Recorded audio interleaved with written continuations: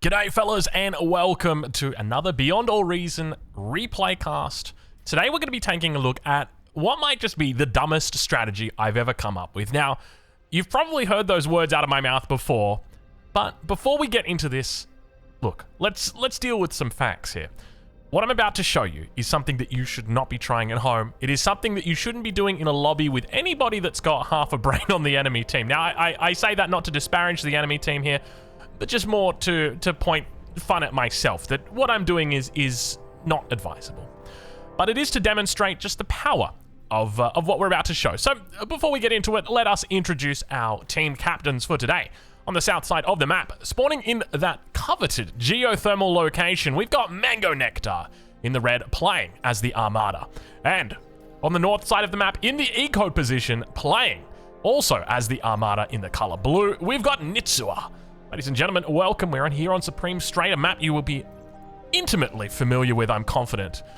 This map, of course, is known for its action-packed and, I guess, overplayed nature, is what we could say. So just to run you quickly through what each of the positions are going to be doing here. So these two guys here at the front, I was gonna draw a little something. I can't actually draw. Let me fix that up. These two guys here at the front, these two guys here, these guys are going to be fighting against each other at the front. That's going to be their goal. This guy here, he's going to come and challenge or take water, and this guy's going to try and stop it. By the same token, that's going to happen up here. This guy's got the advantage on water. I'm going to try and stop it. Well, at least that's what my role is. And then on the back line, you've got air somewhere over here, and then you've got eco. And you've also got this flex position, which can kind of do hovers, or it can kind of go eco itself, or it can just help out with the front line. It's really up to the player or the team, depending on the coordination. So the build order that I'm doing today, I'm not going to be showing you in great detail. If you would like to see this build order, please let me know, because I do think this build order is probably one of the strongest ones I've ever come up with. And I will say now, I have iterated on this a lot. I think I've got this down pretty damn well, and you'll see what's happening. You know, a lot of people talk about this spot, myself included, as one of the best spots for Supreme Strait because the Geo gives you such an early eco advantage. Well, guess what? You've got the Geo over here in this spot as well, and you've got an extra 3 mexes. There you go. That's why I've chosen this spot. Now, typically in this spot, one of the things that you're going to expect to see people do is begin to look to challenge the water. So that often means that the commander will set up base and then we'll begin moving out. And we can already see Borka on the enemy side is beginning to do that, looking to take the medals and then begin making his way out onto the water. And by the same token, we can see that our ally Samsonite Mines, he's already gone for the water expansion here. Doesn't really leave much on the land. Just takes the mexes, throws a solar down, and comes out into the water. And you can see that's happening on the north side as well. Though Mr. Irish did decide to go for a bot lab here, so a little bit of a different build order here. He's going to be struggling with metal early on, going for the 2 labs, and then also looking to try and take these a little bit later.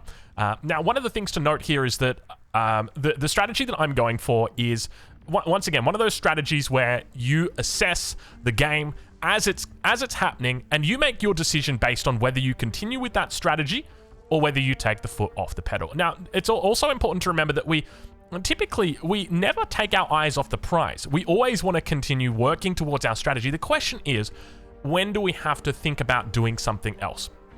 So, nice little raid coming through from Mango Nectar here. This is something I've loved doing in that Geo spot as well.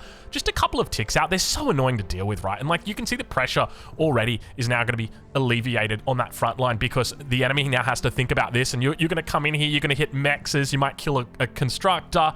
You're going to have such a great time. So just even going for a couple of ticks from this position is so good. But what's interesting about Mango Nectar's play here is he hasn't actually looked to take that Geo yet. Normally, I like to get this bad boy about like 3 minutes 30, have it finished. But you can see he's going quite heavy on the expansion early on, and also going to be supporting the front line with some Rocketeers, which is great to see. You don't often see that. Well, at least when I'm playing, you don't often see that. Not until T2. I normally look to get out a couple Hounds or a couple Gunslingers. Though I did see a tier list somebody made, and someone said the Gunslinger was like D tier. I'm like, excuse me? Don't you talk about my Gunslinger like that? And then all my Gunslingers died to a single commander. And I was sad. No, not really. I mean, they died to a combination of shurikens in that game. But let's check back in over on my side as my commander's gone boom.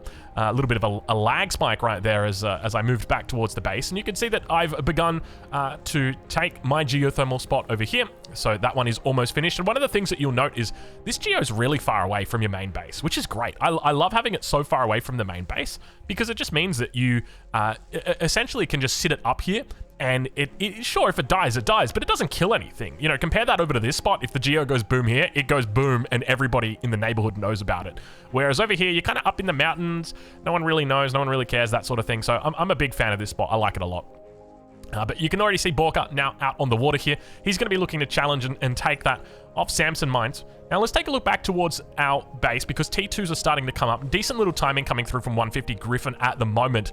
Got the single construction turret down at the moment. The commander's gone boom, boom. He's got to be careful here. Careful, careful, careful. Take your foot off the pedal. Oh, very well done, Sam. Very, very well done, Griffin. I actually made that mistake this game, if I remember correctly. I think I excessed a little bit of metal. Actually, it won't show you excess. I overflowed a little bit of metal to my allies when I was reclaiming my bot lab because I didn't put my advanced bot lab down first and eat all the metal with that. So I was like, there's nothing worse than that, than giving metal to your allies. It's the way I think about it, and it's kind of a selfish thing, but it's like, I know that with the metal that I've got, I am going to invest it in a strategy, and it's going to be of a significant use. Whereas if it goes to my allies, I don't know that that's going to be the case. So I'm always very greedy when it comes to my metal and that sort of thing. But back over on the north side of the map, we've got air coming out here. So it looks like Nitsu are going to be going for a combination of eco plus air. We can see that he has not actually taken either of the islands. Both of the islands are open. Normally, you would see the player in this sort of position here look to bring the commander out here quite early, and we can already see Samsonite Mines is coming out here quite quickly. Bork is going to be making the decision to get there, so we may have ourselves a little bit of a comm showdown here on the shorelines. But you've always got to be so careful about it because if there are ships out and the ships come in to flood, what's interesting to note is that neither of these guys down here are looking to really challenge this island with any units. Normally, in the games I played, I mean, I'm talking about, you know, the games with, you know, the true skill 30+ people. They're all over this island. It is all about getting on this island or defending this island. And that is really key. Up towards that north side, though, we don't even see Mr. Irish looking to contest it at this stage. So definitely, I mean, at this point, we're 7 minutes through the game. I feel like the air player could have 100% come out here. Air on both sides. Keep that in mind. We do have 2 air players in the game. Air on both sides could have definitely made quite a lot of work of that. But you can see Samsonite Mines going to come out, look to throw that radar down. And with that, I mean, the radar's not going to give too much indication. Keep in mind, the commander's also got a radar. We can see right there as both of the commanders now going to come into radar's distance with each other. Instead of going for that, he could look to go for something like a light laser turret, but Borka's going to have the run on him, and you can see that he's starting to click up this hill. He's really wanting to get in a position. Borka now throwing down all the guards, looking to try and get those up, and you can see the sentry. It looks like it's going to just come up, and Borka's just going to walk past it. He's going to be able to put pressure on, gets the D-gun out, doesn't even get a single shot off, and Borka says, mate, I've got the high ground. You're going to have to stand down. Don't challenge. You know what happened in Star Wars. Don't do it. Don't do it, Samsonite. He wants to. He wants to do it so bad. But now take a look at this. We got all the dolphins beginning to come in on that backside. Samsonite immediately moving away. He says, I don't want to take any damage on my commander. You know what? If I'm Samsonite Mines, this is a really hard spot because there's a part of me that wants to just say, all right, let's do it. Let's dance, baby. I'm just going to come in. I'm going to take out your commander and we'll fight to the death over it. But look at the advantage that Bork has built back home. He's got the double cons here. Compare that over to the other side. And Samson, I mean, he's got the double cons as well, but it doesn't really look like he's producing anywhere near as much. Maybe looking to underestimate his opponent this game because there's a huge, overwhelming amount of forces that are out here. But oh, never mind. The submarines are out. Never mind me. The eels are out, baby. Watch out. But just keep in mind, these guys are very, very strong at dealing with ships, but they're also not the slow or not the fastest, not the most nimble of vessel, and as a result, you can see the Dolphins just going to be able to escape to the country. So, back towards the middle. Let's see exactly how it's going down. No T2s out just yet. Got a couple of thugs out here, a couple of aggravators by the look of it, and just a couple of whistlers on the back line as well doing their thing. One of the things I love about the whistler, I used to love these guys back in Total Annihilation. Spamming these guys, their missiles almost always hit. They've got they've got really good hitting or really good tracking of their targets. You can get a big group of them together. And they've got quite a long range on them as well. So I would go up to like 30 or 40, but the problem that you've got in Beyond All Reason is they're quite slow. I mean, they were quite slow in TA as well. And they've got a pretty slow turning radius, but they were always good fun going into the Slashes or the Samsons back in TA. So let's take a look back at my base, see how we're doing. So back towards our base, we've gone for the T2, obviously. I think there was a couple of fleas or something came through here, so we just made sure that we sucked it up before it did any damage here. Had it hit the energy converters. I think there may have been a slight chain reaction here, but nothing too crazy. So one of the key things that I've looked to do in this game is go for a Twitcher, and you can see that I've also gone for a Fiend as a result of that Twitcher. It's great having the Twitcher out. It does give you that flexibility on defense. but not overall a useful, or not particularly useful in my situation, realistically. I didn't get much use out of it this game. So you can see we've got quite a stockpile of metal. Now, this is part of my thinking. Now, you may have seen one of the first videos I did on this channel for Beyond All Reason was a sub 10 minutes APHIS. That's correct. Less than 10 minutes, I had an APHIS complete, and it was in this spot, the Geo spot. Now, I don't think it's possible to get a sub 10 minute APHIS in the current patch because the command has been nerfed significantly, so you lose a lot of that power spike from getting your T2 up. But in this position, I believe that this is probably the fastest, maybe not the fastest APHIS that you can get, just simply because you actually have to invest a lot more resources into other things before they start paying off. We've got the advanced metal extractors down. We've got 3 of them down.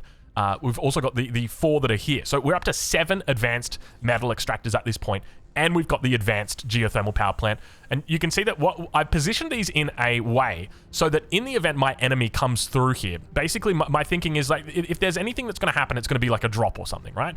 And what's going to happen is they're going to hit me with a drop, and I'm just intentionally going to chain react all of these energy converters together so it clears out everything, because they might try and get like a couple of units through or something like that. That's the idea. It's kind of like defensive. And of course, always throwing the jammer down as well, just to make sure that we jam everything in that area. So if the enemy looks to come through with maybe some missile ships or something, they don't see anything on the radar, so it makes it a little bit harder for them to target it. A good player will obviously know what is happening, but here we've got that counter attack coming through. It looks like the advanced geothermal power plant yet to come up just yet. Fat Boy back here looking to assist, and Mango Nectar going to be in a little bit of trouble as his commander is here to defend, but watch out, the damage is going to be done. It looks like repairs come out, and he manages to survive the attack of the Incisor, and everything goes back to normal for him. Now, for Mango Nectar's base, I'll give him some friendly tips. Everything to the right of this is going to die if that thing goes boom. So we got to be really careful about where we position things. I'm always very cognizant of keeping everything to, you know, the west of this line, basically. You don't want to go any further than that. And you can see he's building the advanced solar collector to the west, so that's definitely the right call. And he might even look to reclaim the advanced bot lab, but he's got some pretty decent resources here. I think he'll be absolutely fine. He's also got the commander to defend, which gives him a lot more flexibility. But over towards our base, the first APHIS is up, so we're at 12 minutes 23 here, and you can see that we're well and truly on our way to our next one. Plenty of nanos out here, lots of build power, and just getting rid of all of the other things that we don't need. We don't need the wind turbine. We did also get a Hercules out, so we did throw down a we threw down a couple of well, we needed this about. You guys know the old man. He's too slow. He can't do it himself. But anyway, at this point, you've got the team in the north who's managed to secure the North Sea. Not really, I wouldn't say managed to secure, but has secured the North Sea. It wasn't much of a fight. There was none, hint. Whereas on the south, it looks like the fight is continuing. It appears that Borka did manage to overcome Samsonite on the south side. So I would suspect Samsonite maybe looked to challenge up here. Didn't really find luck. The commander, he did head back. So he made the right decision to head back and come back over towards this beachhead, which is definitely the right call here. But you've got to be so careful when you're playing water. I would give a tip out to any player who looks to play water. Don't make any unit other than the dolphin when you're starting. So always play arm when you're starting out, when you're starting to learn. Always play arm and just spam dolphins. That's it. Try and flank your opponent. Try and get in behind their production. Try and take them out over here.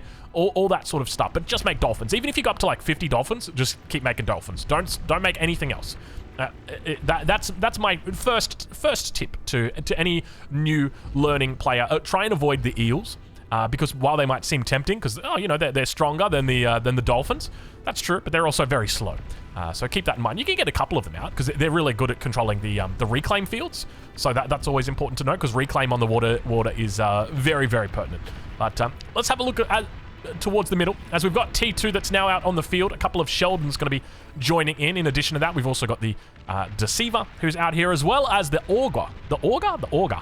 I don't think I've ever seen that name before. So the Augur's going to be joining out on the field. Such a deadly combo here. Now, one of the ways that you can counter Sheldons if you're having trouble with them is through the Juno, which might seem a little bit counterintuitive, but by making a Juno, you can actually take out the radar. And if the Sheldons don't have radar, they're not going to be able to do too much. If you have a look at the line of sight on a Sheldon, their attack range extends all the way out to here, whereas their line of sight is pretty small.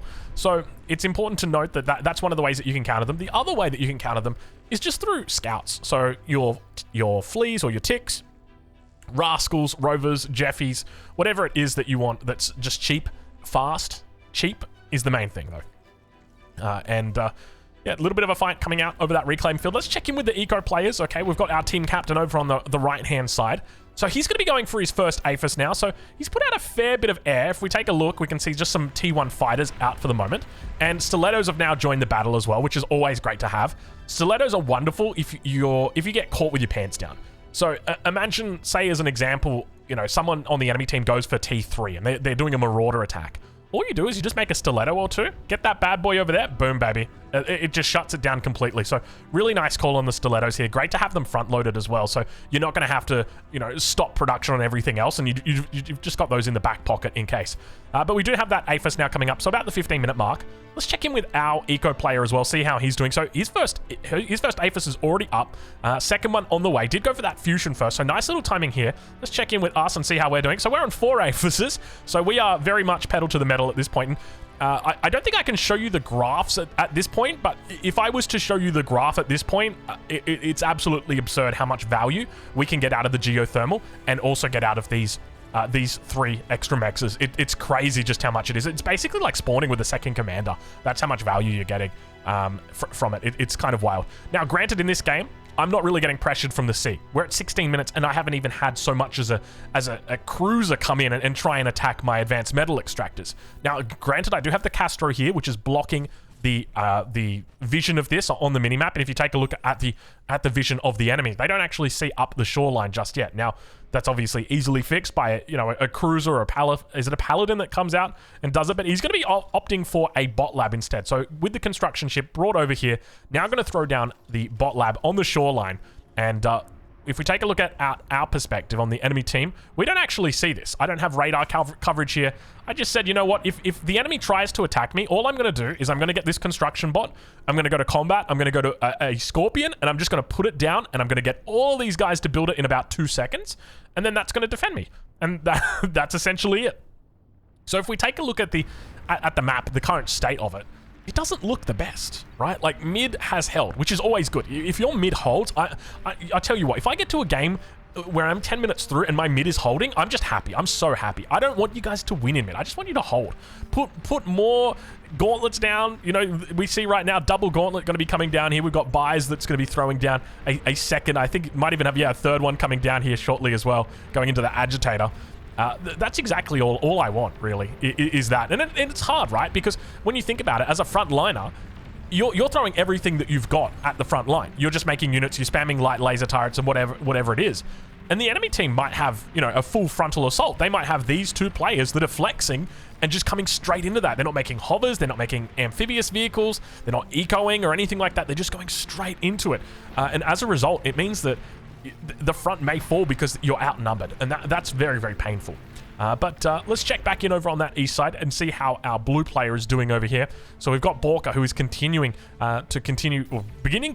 Good work, Drongo. Going into the tier 2s. So moving up in the world, up to the Paladin now with the cruisers, going to start pushing out, and we'll be looking to contest water. If we check in with Samson, back towards this, or Samsonite, I'm thinking of that famous movie, or not famous, infamous movie, Dumb and Dumber. Her last name is Samsonite. That's the brand of the bag. What was it? I think Mindy? Was that it? I don't know why Mindy springs to mind. But anyway, at this point, though, interestingly, no one has taken these islands. Did anybody take the islands on our side? Oh, so their water player actually took the islands here. So one of the things that you can do, if you're playing ARM in this position or this position here, is you can look to get Twilights out here. Twilights are really strong because what that allows you to do is just keep that metal extractor, but no one can see it unless they've got radar, of course, or unless they just start attacking at it and kill it. That's the other option. So let's check back in on board at the 19-minute mark and see how we're doing back towards the base. Oh, that's what we're doing. Oh, classic Drongo moves. We are spamming T1 aircraft constructors. We're at 19 minutes in. And how many of these boys are we currently sitting at? 103. So already at 103 of these guys, and you can see the metal starting to stack up, which is always a sign of something, how would I say? Something calamitous. I don't know if that's a word, but you'll find out very shortly exactly if it is indeed that case. But you can see back home, now there's a part of me that really wants to keep these aircraft plants because T1 fighters are actually pretty strong. I was under the impression that T1 fighters were just completely terrible compared to T2. And if you throw them up 1-to-1, they are. But when you look at them on a cost basis, nowhere near even, like, that far away. It is actually very decent. But Core T2 is by far the best, though, if you were to look at it. I've seen the numbers. But we now have a Calamity coming up. It's 20 minutes into the game, and this Calamity has got plenty of metal to work with. A bank of 12k currently on our side, which is very, very nice. I'm pretty happy with how things are going so far in this game. Now, granted, we haven't really been assaulted too much. You can see that the enemy's thrown down their own sneaky Pete over here. The bot lab not producing anything just yet, just got the construction bot out, so still yet to put any pressure on. We don't have any amphibs coming through here. We don't have any hovers coming through here. And look, if there was a big mass of hovers, I'm dead. I'm absolutely dead. But that's part of having these construction bots here. The idea is that we're looking to protect that. Now that I think about it, maybe I could throw down a couple of Dragon's Teeth just to buy me a little bit of time. That might actually be a good call here. But even like T3, I'm just dead to T3, which is why when I introduced this, I just said this is the dumbest strategy I've ever come up with, the stupidest strategy, whatever you want to call it. It's not a good strategy. Don't do it. But it is quite funny if you manage to pull it off. And today, I will spoil you. We do pull it off. So as it continues coming up here, the issue that we're going to have is more constructors are coming in. So at the moment, we've got 209 constructors that are working on this. The problem that we're going to have is now our metal has started to dwindle. So we need to start pulling metal from somewhere. So we've taken our T2 lab away, and now we're going to start taking away our aircraft plants, because this is what's going to break that stalemate. If we take a look in the center of the map, or the mini map right now, let me see if we can get a bit better of a map. There you go. So relative stalemate in the center, units lined up. We've got a couple of stealth bots back behind here. You can see the ghosts just chilling out from Mango Nectar. Of course, one of the better players on the team knows how to use them, and he's going to be looking for T3, but I don't even know if it's going to matter, because once we get this Calamity online, that's going to be all she wrote, baby. And that's exactly what's going to happen right now. So meanwhile, back behind our base, once again, we're looking for that metal. So what we're going to do is we're just going to make sure that we start eating up all of our construction turrets, because we don't need these anymore, right? We've got 210 construction planes out, or whatever the number is. Let me double check. 216 construction planes coming out. So once these guys are out, it is just, you know, this is all the construction power that you need. These guys have got 60 each, so you're talking about 12,000 build power just there. And you can see right now, Samsonite saying, I've lost the South Sea. And I said, well, don't worry. It's okay. We win. Because the Calamity's online at 22 minutes and 15 seconds. That's a world record right there, ladies and gentlemen. At least I think it's a world record. I'm not 100% sure, but I reckon it's about as close to a world record as you can get. And immediately we make sure that we hit this back player, because they've had a lot of space to work on their eco. And you can see the immediate reaction from him is just, oh my god. 22-minute Ragnarok, GG. There you go. And I mean, that would be my reaction as well. 22-minute Ragnarok. It's a pretty dumb strategy, but we managed to find space to do it. And now it just becomes about staying alive. So what's the main thing that we are under threat of right now? I think the big thing is like an amphibious assault hitting us. So my main focus is going to be on just securing this. We've managed to get everything up. So you can see me bringing all of the things back. I did go for a couple of bulwarks. These used to be called doomsday machines back in the day. But when I saw all those aircraft on the way through, I said, you know what? I don't want to lose my build power here. So I'm just going to back out for now, because if I lose that, it's not going to be good. And you can see right now, Tengagu saying, we're on a YouTube video, guys. Indeed you are. Say hi to your mum, Tengaku. Yes, Ragnarok does Ragnarok things. Managed to take out their front line as well, so now there's no threat of that front attack coming through. And now we begin hitting the next player. So we've taken out this front player as well, and so now we're going to be looking to hit the third frontline player. And keep in mind, this is 23 minutes into the game here. This is quite early. You're not typically expecting this sort of pressure this early on. I'll say that much. I know I wouldn't be. But I'm pretty confident that this should be the fastest. I don't think it would be possible in any other reasonable environment to get a Ragnarok or a Calamity this fast. Now, there's a couple of reasons why I went core in this game. I'll show you quickly why these Scorpions are so powerful. You can see just how easily they're able to decimate the forces here. But we're going to throw down a couple of double guards or twin guards here. You can see they just come up in an instant. It looks like we just teleport them in from another realm. And we shut down the attack completely. So that was fortunate, but that's pretty much it from that front. So realistically, the big thing for us is just about taking out every single player and then looking to continue our game plan.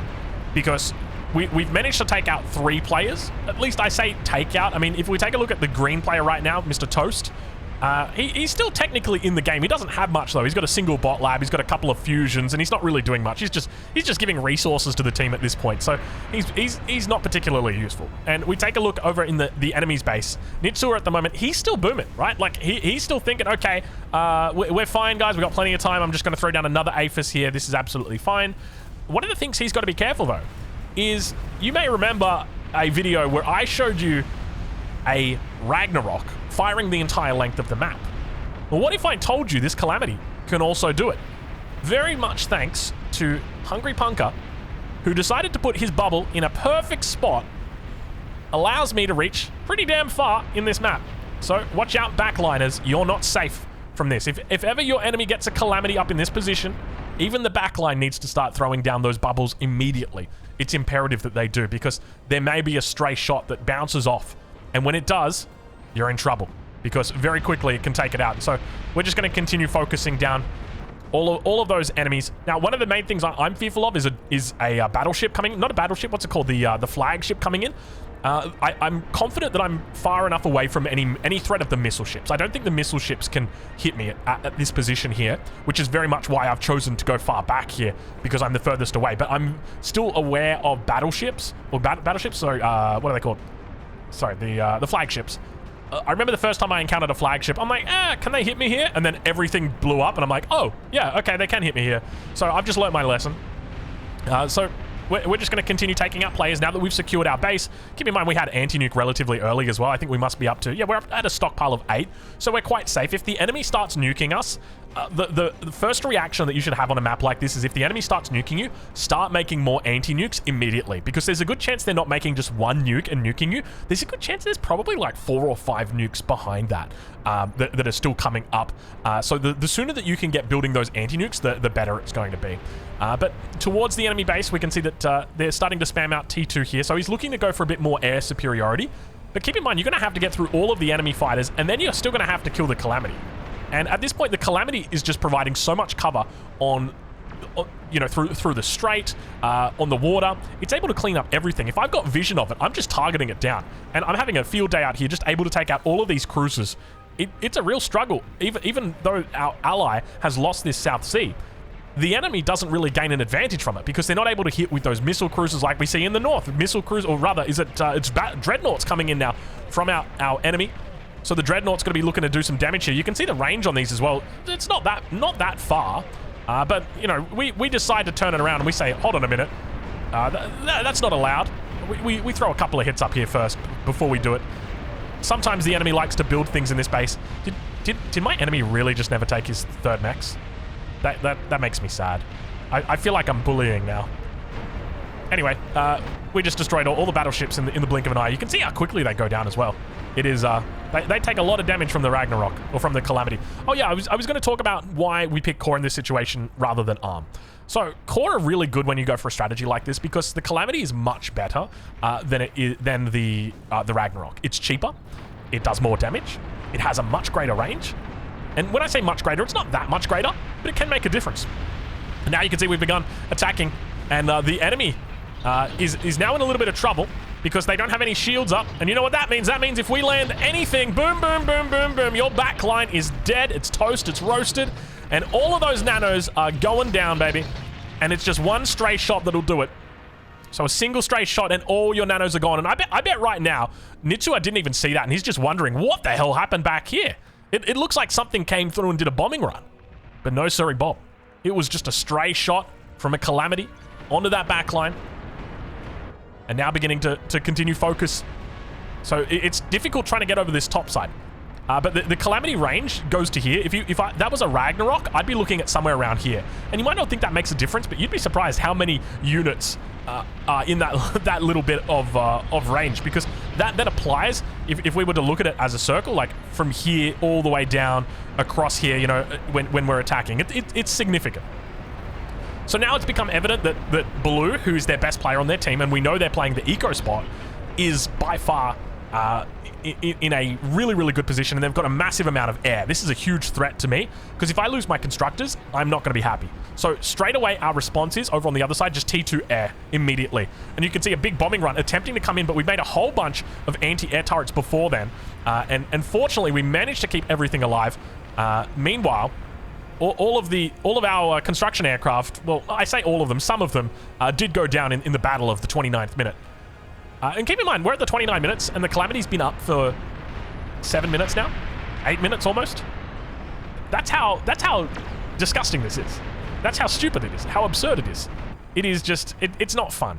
I wouldn't want to play against it, but at the same time, I mean, when there was a large opportunity here to take me out in this position, and I'm kind of like, you got to remember that when you're going for a strategy like this, it's very much about having this as your goal, but asking the question, how can I get there safely? How can I get there without dying?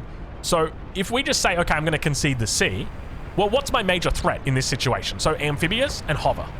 So one of the things I could have looked to have done was throw some dragon's teeth up, or maybe go into some shurikens, or maybe just even put a radar up at the very least. But as a min-maxer, I like to pretend I'm playing PvE most of the time, and I avoid that kind of thing. And now we can see a couple more shots making it into the enemy base, hitting the Aphis on the head and saying, good night, sweet prince. Not a lot of health left on those bad boys. And you can see the nanos still yet to come up now for our enemy. So this is massive, because he's got all of these resources and they're just sitting here. They're not doing anything because he hasn't made the nanos yet. And you can see that he's got the units here trying to get these nanos out, but he is struggling right now. And you want to know the worst part is the nanos love to default to repairing. So the nanos will sit here, and I think you can see the other nanos are like repairing these buildings instead of assisting the other nanos, and it's so painful when that happens. All right, well, let's check back in on our eco. So our eco, our insurance policy back here, Griffin, he's having a hell of a time. You can see he's gone for the classic 3x4 Aphis block. I love it. A couple of construction turrets back here as well. I think he asked for a couple of construction, like aircraft constructors at one point. And I was just like, yeah, bro, here, have 5. It's great when you've got 8 aircraft plants. But take a look at the anti-air that he's got here. 8 arbalists all together, and then up here, whoa, calm down. 8 arbalists all here. They all look so janky when they're like intersecting each other like this. Maybe the arbalists should be like slightly bigger, even though I guess technically the Cobra wasn't and the Flakka weren't. Are they dead? They're dead. Rattlesnakes are dead. So, I mean, that's pretty much it at this point, right? Like, if we take a look at the resources, you can see that we're comfortably sitting double. Griffin has done such a great job in scaling his energy. He's at 51k energy, 720 metal. So he's going absolutely ham when it comes to this, and he's continuing to expand, which is really, really well done by him. But you can see that he's actually floating metal at this point. Or not floating, but very, very close to excessing in this position. He's got a lot of resources in the bank, and this is that when you're doing an eco build like this, one of the things that happens is you run out of build power. And apologies for making that little sound right there. I'm a little bit thirsty. Let me grab my Red Bull. Give me a second here. There we go. So one of the things that happens is you run out of build power, and so what you need to do is you need to start making another block of nanos on the opposite side, and then begin building Aphis in the middle. It's one of those weird, not weird things, but it's one of those backline problems, right? Like first world backline problems. I don't have enough build power because my metal income is so high. That sort of thing. But at this point, I mean, we don't have much intel about where the enemy is or what the enemy has done. We see a couple of things on the radar. If we take a look now from our perspective, we don't really have a whole lot of intel other than like seeing little bits of base here and there. So this is probably a mistake from myself, and you can see I've got the radar up right now, so we managed to get coverage all the way to the center here, but I don't even see the advanced solars right here. But now looking to protect on the South Sea. The enemy going to begin attacking with some longbows, some missile cruisers, and you can see that there is potential for massive harm to be done here. I think a reclaim's come through on the advanced geo, which is definitely a recommendation I would make if you're playing this advanced. Oh my lord, the Aphis got hit. Oh, the consequence of building that Aphis too far forward is that everything else goes goodbye. Wow. huge value coming out there. That's definitely on me for not defending that position. Actually, never mind. I'm attacking towards the north. I've got the dragons out. These bad boys, the flying fortresses, are just looking to do some damage and deal with the missile cruisers that have come up towards the north. I said, you know what? I don't care if my ally dies. I want to keep everything I've got alive. Remember, I'm jamming with the Castro, but that fiend is slightly outside the radius. But yeah, a little bit of an oversight from me. I didn't realize that the enemy managed to get those longbows in so close. But yeah, huge value right there. So yeah, one of the recommendations I would make is always just be very careful when you're playing on the south side. So that means if you're in this position on the front, in this position on the Geo, or on the South Sea, is you just want to keep everything back if you can.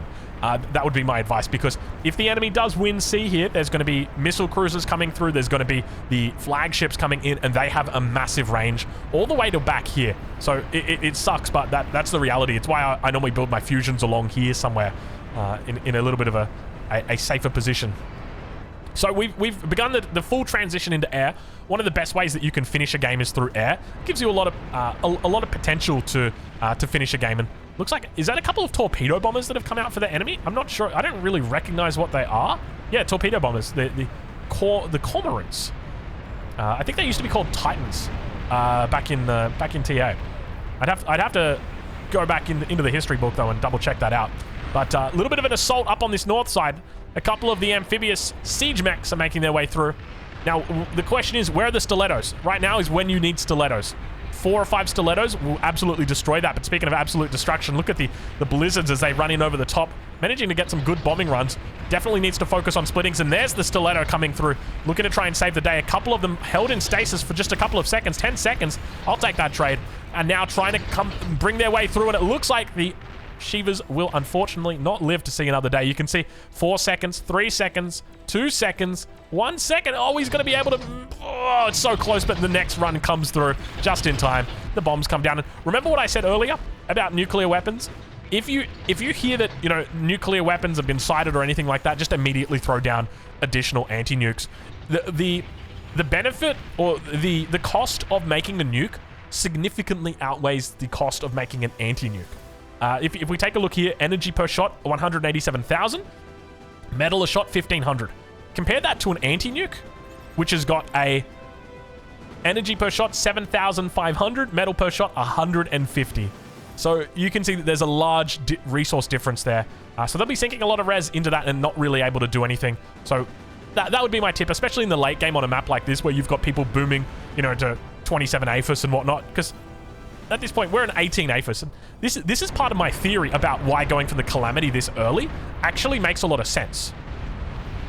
We make the Calamity to end a game. So people will often be making it, you know, say 15 or 20 or 25 APHIS. They'll be like, okay, I got 25 APHIS. What should I do? I can spam jugs, or I can just make a Calamity. And it's like, yeah, I'll make a Calamity. It's like, why are you making it at 25 APHIS when you could have been making it at 7 or 6? And so that's my reasoning behind it. And then as long as you've got the ability to scale, and you can see that that's exactly what we're doing behind this, we're just making sure that we continue scaling our economy, making sure that our resources are being put to use. We're throwing down additional fusions, throwing down additional energy converters, and just making sure that we always build away from our main hub. Just because if that does manage to go down, we still want to have those resources back here. And these fusions do make a big explosion. So that's one of the key reminders here. But now looking to finish the game, we're at the 37-minute mark. I can't believe we've made it this far and still had things to talk about. Haven't even spoken about the aliens yet. And a lot of T1 fighters now coming through. We can hear that infamous juggernaut sound, looking to try and defend this. But all the T1's going to have a fair bit of trouble here, but some T2 bombers coming through. Nice little bombing run. Remember that we're still just going ham. Are we even going ham back here with the Calamity? I don't even think so. I think he's just chilling at this point. Like, and I think that's another thing to note. Like, you want to be getting value out of your Calamity. So that means that once you stop finding value, stop firing. So if something comes into range... Now, one of the mistakes I did make is I didn't actually take out this base, and I can. If you take a look right here, you hit here, and a lot of these attacks are going to go over the top. But towards the back line, the imminent march of the dragons. Now, these units are a bit of a meme. If I put these guys on a tier list, these guys would probably be on the D tier list. On the D tier list. In the D tier.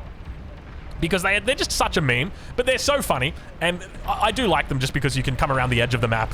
But obviously when they make it through the enemy lines, we just start targeting down all of the APHIS, and it's only a matter of time until things go boom. There's not enough fighters here for our enemy. You can see we've still got plenty of them, and we camp their air lab, so they're not getting any more out. And with that, it's good game, ladies and gentlemen, because the explosions have started coming.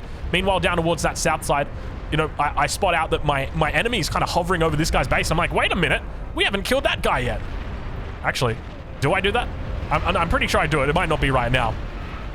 But essentially, that's it. So we use the Calamity to control the middle. We managed to hold off a lot of attacks that were coming through the center just by using the Calamity. There were attacks that came all the way down here, and we managed to focus them down with the Calamity.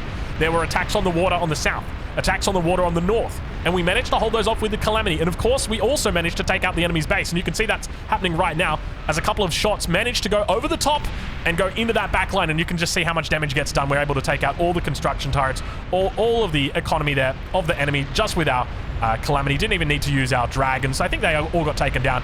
And that's going to be it. So the enemy team resigns, and that leaves us with a juicy, juicy cow. Don't you love to see it? There's nothing better at the end of a game than getting a cow. And that's exactly what we do. So good game gets called, and that is it. You guys did indeed make it to a YouTube video. We managed to do a 22-minute Calamity. I definitely am satisfied with that. I don't think I'm going to be going for any more world records with the Calamity. Unless, if you've got any suggestions on how we can possibly get this down, please let me know. Let me turn it down as we close this one out. But as you can see, we destroyed the most resources, destroyed the most enemy units, had the most efficient use of production, and Griffin had the most resources. Now, I want to show you the graphs. Take a look at this right here. Have a look at the advantage that you get in this spot over your eco player. Remember, that's your eco player. Have a look at this. Look how far ahead I am. This is incredible. Look, at this point right here, this is where we take the foot off the pedal. This is where the Calamity starts. Right there is when the Calamity comes online, and you can see how much we stall as a result. But when we talk about exponential growth, look how much further ahead. I'm almost probably double the economy of the nearest player at any given point after the maybe after the 15-minute mark. And that's all because of this position. This is an incredible position if you're able to abuse it and exploit it. You do not need to take the water. So that's what I'm going to leave you with. If you'd like to see a build order guide for this strategy, once again, I will warn you, don't try this at home. Let me know in the comments, and of course, I'll make sure that I pump one out for you guys. But other than that, we'll leave it there, and I'll catch you guys in the next one. Thank you so much for watching.